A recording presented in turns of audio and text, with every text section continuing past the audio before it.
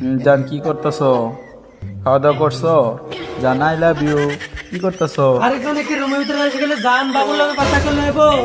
বেটি কি করে জানে না যে বিদেশের ভিতরে রান্না খাওয়ান লাগে, ভাগ করে খাওয়ান লাগে? তুমি কি জানো না আমি নতুন বিয়া করছি? তুমি নতুন বিয়া করছো, আমরা থেকে বিয়া করে বউ থুয়েছি না দেশে। আমরা তো বউ আছে, আমরা তো বউ ফুলানোর লোক কথা কই। আমার বউ নতুন বিয়া করছি, বউ তুই কে থাকবো কথা না কইলে?